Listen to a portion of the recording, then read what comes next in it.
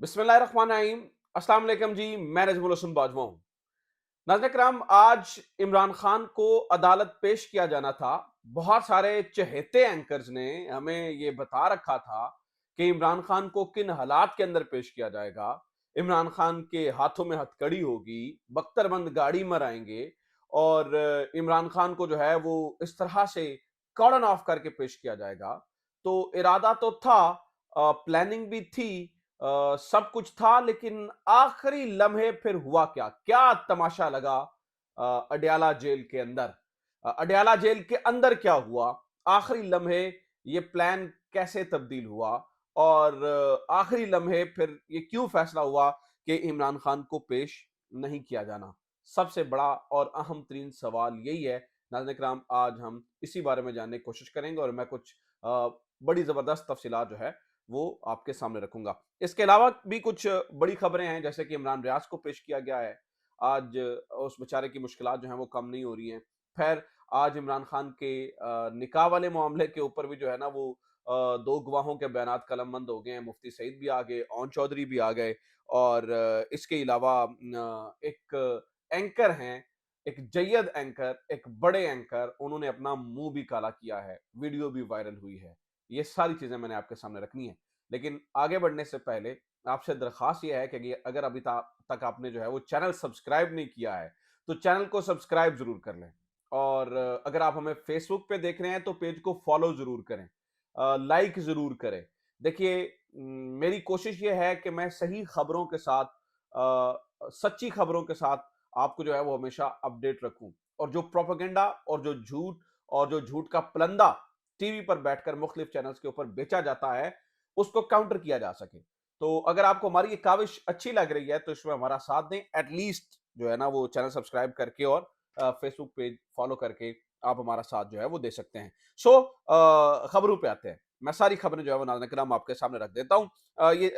Jail वाला मामला और पेशी वाले मामले से पहले मैं दो तीन खबरें आपके सामने रख दूं। जो आज की सबसे बड़ी खबर है, जो आज की नाज़रीन किराम सबसे बड़ी खबर है, उससे आगाज करते हैं। अंसार अब्बासी साहब पिछले कुछ अरसे के अंदर अनऑफिशियल स्पोक्स पर्सन की हैसियत से नमोदार हुए हैं। अंसार अब्बासी साहब को आपको अंदाजा ही है कि अगर मैं उन्हें कहता हूं कि ये हमारे अनऑफिशियल तर्जुमान है बड़े इदारों के, तो आज अंसार अब्बासी साहब ने अपनी रूटीन से हटकर एक बड़ी मुख्तलिफ खबर दी है। और ये खबर जो है वो तहरीके इंसाफ के लिए बड़ी अच्छी है। वो क्या कह रहे हैं सुनिए जरा, मैं उनकी खबर आपके सामने पढ़ के सुनाता हूं और फिर मैं आपको बताऊंगा कि तहरीके इंसाफ के जो चेयरमैन है Imran Khan, he is playing smart. वो बड़ा जबरदस्त तरीके से अब चीजों को जो है ना वो आगे लेकर चल रहे हैं।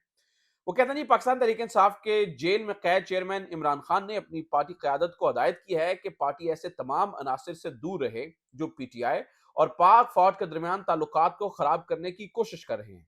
ऐसे अनासर चाहते हैं कि पार्टी ऐसे अनासर चाहे पार्टी के अंदर हो या बाहर, उनकी मजम्मत की जाए। पीटीआई के नए मुकर्रर करदा सीनियर नायब सदर शेर अफजल खान मरवत ने दी न्यूज को बताया कि उन्हें इमरान खान ने हदायत की है कि पार्टी में और सोशल मीडिया पर मौजूद अफराद की ऐसे अफराद के साथ लाताल्लुकी इख्तियार की जाए जो पाक फौज को हदफ बना रहे हैं और इसे बदनाम कर रहे हैं या फिर पाक फौज के खिलाफ नफरत फैला रहे हैं। एक और उन्होंने इसमें बात करते हुए कहा कि इमरान खान ने मरवत ने कहा कि इमरान खान ने इन्हें कहा है कि यह तासुर दूर किया जाए कि पाकिस्तान तहरीक इंसाफ फौज के खिलाफ है। इमरान खान ने हमेशा से ही इस बात पर यकीन रखा है कि फौज मुल्क की सलामती और दिफा के लिए अहम तरीन है। फिर इसके ऊपर जाके अंसार अब्बासी साहब थोड़ा सा आगे जाके लिखते हैं कि ये जो शेर अफजल खान मरवत हैं, ये बड़े ही अहम पोजीशन पर हैं और शेर अफजल खान मरवत हालिया दिनों में मुख्तलिफ कन्वेंशन में जाकर पाक फौज जिंदाबाद के भी नारे लगवा रहे हैं। इमरान खान जिंदाबाद का नारा लगवाते हैं तो पाक फौज के जो है ना वो भी जिंदाबाद के नारे लगाते हैं। नाज़रीन इकराम, ये बज़ाहिर दिखने में एक सादा सी खबर लगती है, शेर अफजल मरवत का एक बयान लगता है, लेकिन अंसार अब्बासी साहब का इस बयान को इस तरह से खबर बनाकर द न्यूज में और जंग में लगाना ये बड़ी अहमियत का हामिल है। उसकी वजह यह है कि इसका मतलब है कि ये जो शेर अफजल मरवत खान का ये बयान है और इमरान खान की ये जो सोच है और जो पॉलिसी उन्होंने बनाई है बिलखसूस कुछ व्लॉगर्स को लेकर, कुछ व्लॉगर्स से मुराद मैं सीधा सीधा बात कर देता हूँ। कुछ ऐसे लोग हैं जिनमें तहरीक इंसाफ चाहती है कि जिनसे जो है ना वो दूर हों और उन जिनका नाम आपके ज़हन में आ रहा है, मैं उनकी बात नहीं कर रहा हूँ। पर्टिकुलरली जिनके खिलाफ फ़ौज ने कार्रवाई की है, उनको लेकर जो है ना वो ये हदायत जारी की गई हैं। जो रिसेंटली एक कार्रवाई हुई है कुछ लोगों के खिलाफ, यानी कि उनका कोर्ट मार्शल किया गया है, तो उस पे लेकर जो है ना वो ये बयान दिया गया है। इसका मतलब है कि अंसार अब्बासी साहब ने अगर इस खबर को छापा है, तो इसका मतलब है कि इस बात को बाय किया गया है, इस बात को पसंद किया गया है, और ये दूरियां मिटाने के अंदर फौज और तहरीक इंसाफ के अंदर जो खलीज एक पैदा हो चुकी है, एक्चुअली उसको कम करने में एक बड़ा अहम किरदार अदा कर सकते हैं, और इसमें बड़ी सारी चीजें आसान हो सकती हैं। मुझे लगता है कि ये बहुत एक अच्छी जो है ना वो डेवलपमेंट है। तो आगे बढ़ते हैं, दूसरी खबर मैं आपको दे दूं। इमरान खान साहब ने एक और ऐलान किया है, और उस ऐलान को आज उमर अयूब साहब ने सर्कुलर के जरिए जो है वो जारी भी कर दिया है। तो उमर अयूब साहब ने यह सर्कुलर जारी किया है कि तहरीक इंसाफ के अंदर जितनी भी शमूलियतें हो रही हैं, ठीक है, उन सब की अप्रूवल इमरान खान से ली जाए। और तहरीक इंसाफ के अंदर किसी को भी शामिल जो है वो आपने करना है, तो आपने रूट करना है जनरल सेक्रेटरी की तरफ और फिर इमरान खान की तरफ, और फिर जो है उसकी अप्रूवल ली जाएगी। इसकी वजह क्या है? उसकी वजह मैं आपको सादी सादी बता देता हूं कि इसकी वजह क्या है। पिछले कुछ दिनों से खबर चल रही है कि चौधरी सरवर तहरीक इंसाफ में शामिल हो रहे हैं, और इस खबर को बड़ा जोरों शोर से चलाया जा रहा है, और बहुत सारी जगहों पर इसकी तस्दीक भी की जा रही है। बहुत सारे लोगों ने कहा कि इस खबर की तस्दीक हो गई है कि तहरीक इंसाफ के अंदर जो चौधरी सरवर है वो शामिल हो रहे हैं। मैंने नाज़रीन किराम पहले दिन से आपके सामने ये मौक़िफ़ अपनाया है, और मैंने बार-बार आपको खबर दी है कि चौधरी सरवर की ये ख़्वाहिश है, लेकिन इमरान खान इस शख्स को कबूल नहीं कर रहे हैं। आज ये जो नोटिफिकेशन नया जारी हुआ है, ये इस बात का सबूत है, और मैं आपको अभी भी अपने जराये से कंफर्म करके बता रहा हूं कि चौधरी सरवर को जो है ना वो पार्टी के अंदर नहीं लिया जा रहा है। चौधरी सरवर जो है वो किसी भी सूरत पार्टी के अंदर शामिल नहीं हो रहे हैं। एक आखिरी खबर सुन लीजिए, उसके बाद फिर मैं आपको ये जो जो अडयाला के अंदर तमाशा लगा और जो इधर सारी चीजें हो रही हैं वो भी मैं आपके सामने रख देता हूं। वो खबर यह है कि नाज़रीन किराम, कल मैंने ये देखा कि SSP investigation Lahore doctor Anoosh जो हैं वो कामरान शाहिद साहब के प्रोग्राम में बैठी हुई थी, और उसके अंदर बैठकर जो है ना वो ये तय किया जा रहा था कि आया तहरीक इंसाफ के जो चेयरमैन है इमरान खान, उनका कोई ताल्लुक बनता है उन लोगों ने जिन्होंने जिना हाउस के ऊपर हमला किया, उनसे इमरान खान का कोई ताल्लुक है या नहीं है। वैसे सबसे पहली बात तो यह है कि मैं हैरान हूं, मैं आई वाज एक्चुअली सरप्राइज्ड कि एक बावर्ती पुलिस ऑफिसर कैसे टॉक शो में बैठकर इन चीजों के ऊपर बहस कर सकती है। मतलब मैंने ये अनप्रेसिडेंटेड है, इससे पहले हमने ये नहीं देखा। हम तो वो पीका एक्ट की कहानियां सुना करते हैं कि पीका एक्ट लग जाता है, लेकिन ऑब्वियसली जब खास मकासद के लिए ये सब कुछ किया जाए तो फिर कुछ नहीं लगता है, फिर हर चीज की इजाजत होती है। और मुझे लगता है कि ये अपनी मर्जी से नहीं आई है, इन्हें भेजा गया है। लेकिन पाक जो जो पुलिस है उसका इस तरह से इन्वॉल्व हो जाना चीजों का और पार्टी बन जाना, ऑब्वियसली एक बड़ी अफसोसनाक सूरत हाल है। जो भी हो, आपको टॉक शोज में बैठकर काउंटर क्वेश्चंस करने की ना तो जरूरत पेश आनी चाहिए और ना इसकी इजाजत होनी चाहिए। लेकिन नाज़रीन किराम, ये हमारी सब आंखों के सामने हो रहा है। हम देख रहे हैं कि किस तरह से जो है ना हम जो है वो पस्ती की तरफ जा रहे हैं। पुलिस का ये इकदाम डेफिनेटली ये पस्ती की जानिब एक मजीद कदम है। डॉक्टर अनूश को इस तरह से बिल्कुल बैठना नहीं चाहिए था। तो ये और फिर जो दूसरी बड़ी बात है, ये साबित करने में क्योंकि कामरान शाह ने कहा जी आपके पास कोई सबूत है ये कि इमरान खान का जो है ना वो उनसे राब्ता था, क्योंकि 9 मई को तो इमरान खान जेल के अंदर थे, तो इमरान खान का इनसे कैसे राब्ता हुआ? तो उन्होंने कहा नहीं जी वो पहली तकरीरें और पहली, यानी कि पुलिस के पास कोई सबूत नहीं है कि 9 मई के मामलात के अंदर इमरान खान डायरेक्टली इन्वॉल्व थे। कल ये एक्सपोज हो गया, ये साबित हो गया कि पुलिस के पास ऐसा कुछ नहीं है। अब आ जाते हैं नाज़रीन किराम अडयाला जेल और इमरान खान की पेशी। ये सब कहानी क्या है और ये कैसे हुआ, ये बहुत इंपॉर्टेंट है और बड़ा दिलचस्प है।